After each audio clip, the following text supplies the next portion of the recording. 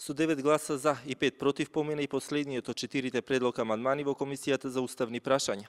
Амандманот со кој се гарантира историското и културно наследство, но и правата на македонските државјани во странство, без притоа државата да се меша во внатрешните работи на другите држави, предизвика сериозна дискусија во Комисијата за уставни прашања.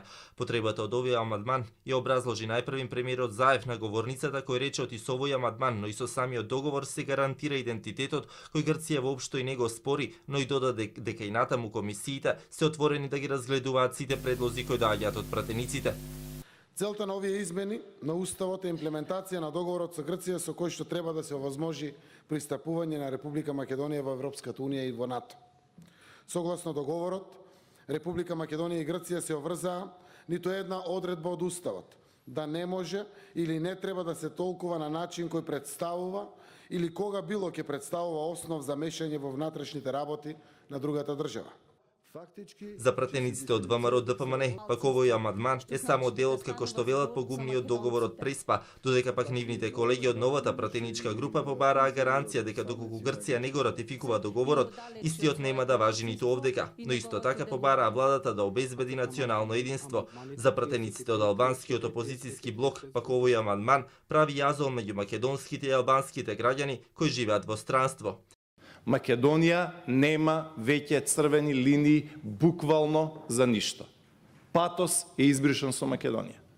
Сепак конструктивност од страна на нас, на опозицијата, владата, односно власта, треба да ја земе сериозно во предвид.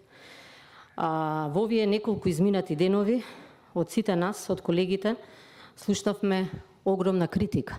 Таа критика е оправдана од многу едноставни причини.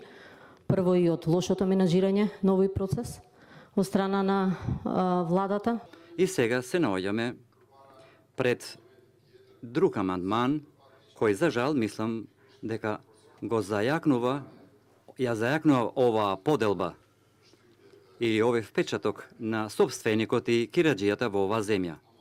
Достига во Уставната комисија процедурата ја помина амандманот кој се однесува на името Република Северна Македонија, амандманот кој предвидува измени во преамбулата во делот на АСНОМ и вметнување на Охридскиот рамковен договор, а вчера помина и амандманот кој гарантира дека земјава нема територијални претензии кон соседните земји.